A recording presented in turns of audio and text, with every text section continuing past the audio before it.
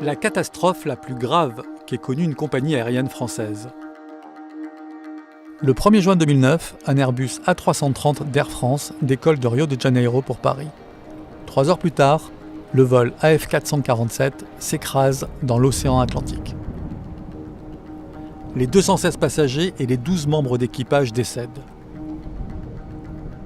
13 ans plus tard, le procès de cet accident va se tenir ici, dans cette salle du tribunal correctionnel de Paris. Airbus et Air France, mis en accusation pour homicide involontaire, encourent une peine maximale de 225 000 € d'amende. Durant 9 semaines de procès, les deux entreprises vont faire face aux familles des 228 victimes. C'est un peu mon but de vie en fait depuis 13 ans. C'est de savoir ce qui s'est passé et que justice soit rendue. Ce procès est d'une importance majeure. Il interroge sur la capacité d'un constructeur d'avions et d'une compagnie aérienne à garantir la sécurité des 3 milliards de passagers qui, chaque année, choisissent de monter dans un avion. Je ressens que toute ma corporation a eu un véritable problème dans l'enchaînement qui va aboutir à la catastrophe de Rio. Il y a eu à cette époque-là, manifestement, quelque chose qui n'a pas réagi aussi vite que ça devait réagir.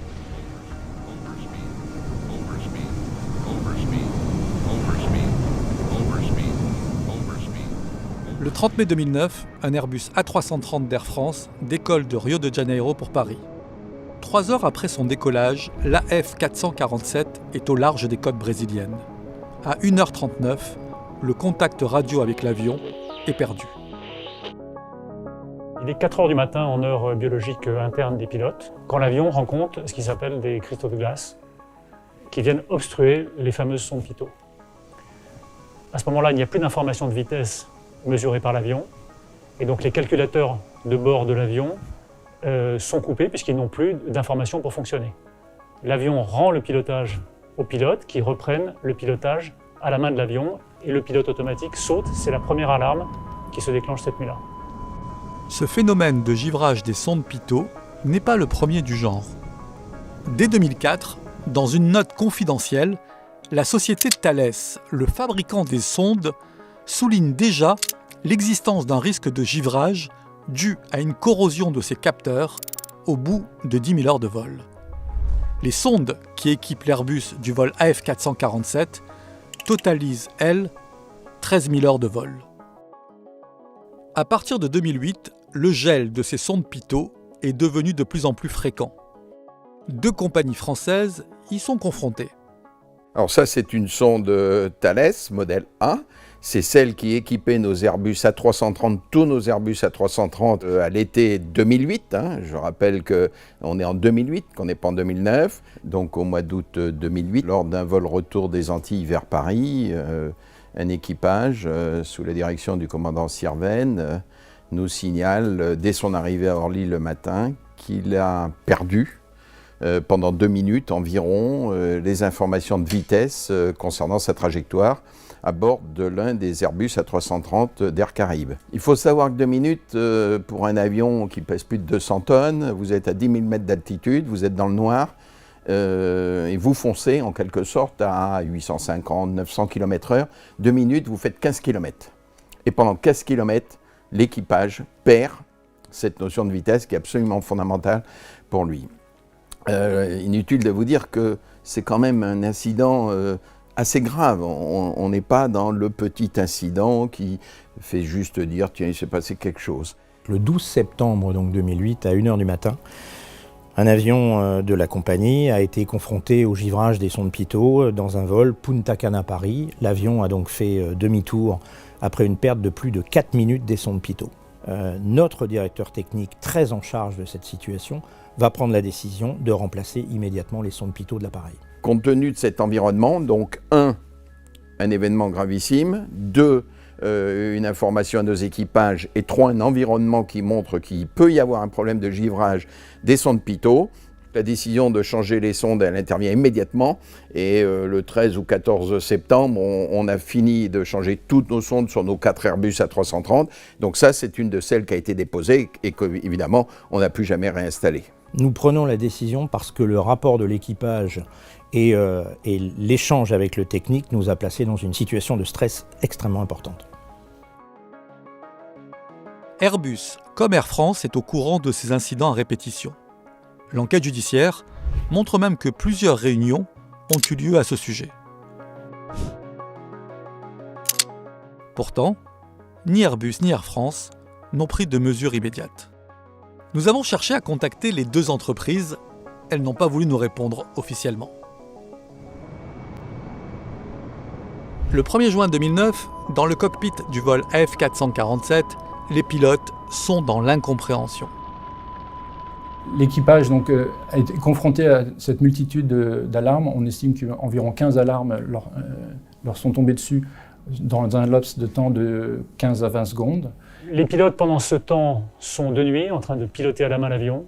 Je pense qu'ils essaient en permanence d'analyser, de se battre pour comprendre ce qui leur arrive. Et en fait, ils ne comprennent pas. Ils n'ont pas les éléments pour comprendre ce qui leur arrive, ou pas suffisamment d'éléments pour arriver à percevoir ce qui leur arrive. La situation fait que, dans la difficulté de compréhension, ils finissent par décrocher sans pouvoir réagir face à ce décrochage, puisqu'ils n'y étaient pas non plus entraînés. À ce moment-là, l'avion va descendre, et donc très concrètement, ça veut dire qu'il quitte son altitude de 11 500 mètres et va rejoindre la mer en 3 minutes 30.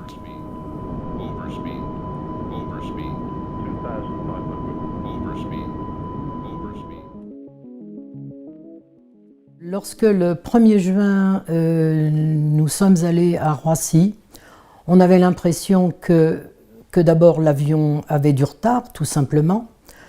On a patienté, l'angoisse montait dans la salle. Et les gens essayaient de se rassurer les uns les autres. Et lorsque M. Gourjon est passé en fin d'après-midi pour nous dire « voilà, on ne retrouve pas l'avion, rentrez chez vous », là, effectivement, le sol s'est effondré. Mais je me disais, Eric n'est peut-être pas parmi ces passagers. Il est sorti de l'avion, il a nagé. C'était fou, je comprends que ce soit fou. Mais vous savez, on se raccroche à tout à l'époque. Moi, je me raccrochais à tout ce qui me permettait de continuer à vivre. 4 jours après l'accident, la justice est saisie afin de déterminer les causes de ce crash. On a eu un début d'instruction avec une juge extrêmement humaine, extrêmement à l'écoute, qui très vite a mis en examen Airbus et Air France, qui nous a tenu un discours d'évidence quand elle a tenu d'un procès, au vu des éléments dans le dossier. Et au fur et à mesure des années qui se sont écoulées, on a eu l'impression un petit peu d'un soufflet qui retombe, pour finir sur une instruction menée par des juges qui se sont montrés très peu à l'écoute, voire pas du tout des familles, quasi inaccessibles, et qui très vite nous ont fait comprendre qu'il n'y aurait pour eux pas suffisamment d'éléments pour un procès. Le pire moment, c'est le jour où le non-lieu est tombé. Là, on se dit c'est fini, ils sont morts pour rien, on ne saura jamais la vérité, on n'aura pas le droit de poser nos questions, on n'aura pas de réponse à nos questions.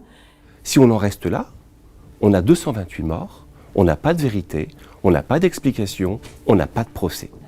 Les parties civiles font appel, le parquet fait appel et la chambre de l'instruction décide au contraire des premiers magistrats instructeurs de renvoyer Airbus et Air France devant le tribunal correctionnel. Lorsque la cour d'appel nous dit un procès aura lieu, on a été heureux. Voilà. Parce que qui dit procès dit vérité, qui dit vérité dit amélioration de la sécurité aérienne. Voilà. Donc on aura fait quelque chose d'utile pour nous, mais surtout pour la collectivité. Pendant 9 semaines, devant le tribunal correctionnel de Paris, Airbus et Air France vont plaider leur absence totale de responsabilité dans cet accident. C'est précisément ce qui apparaît dans des documents auxquels Libération a eu accès avant même l'ouverture du procès. Airbus estime que le givrage des sondes pitot n'est pas la cause de l'accident et que les pilotes ont commis des erreurs, notamment lorsque le commandant de bord quitte son poste et prend son temps de repos alors que l'avion entre dans une zone de turbulence. Un argument que contestent les pilotes. C'est une ligne que j'ai probablement pratiquée une trentaine de fois dans ma carrière. Au vu des éléments du dossier de vol, ce qu'on peut appréhender à l'avance, il n'y avait rien de particulièrement dangereux qui se présentait sur la trajectoire de l'avion cette nuit-là. Et donc on peut tout à fait comprendre que le commandant de bord soit allé se reposer à ce moment-là. Il n'y avait rien de significativement différent de l'ordinaire. Airbus se défend en indiquant que le givrage des sondes pitot n'est pas la cause de l'accident. Pourtant, elles ont été remplacées après le crash du vol AF447. Air France considère de son côté qu'il a formé ses pilotes à faire face à des situations de crise, comme le décrochage de l'avion. Mais alors, pourquoi, après l'accident du Rio-Paris, un nouvel entraînement à la perte de contrôle d'un avion en haute altitude a-t-il été ajouté dans le programme de formation des navigants? À travers ce procès, une question essentielle se pose.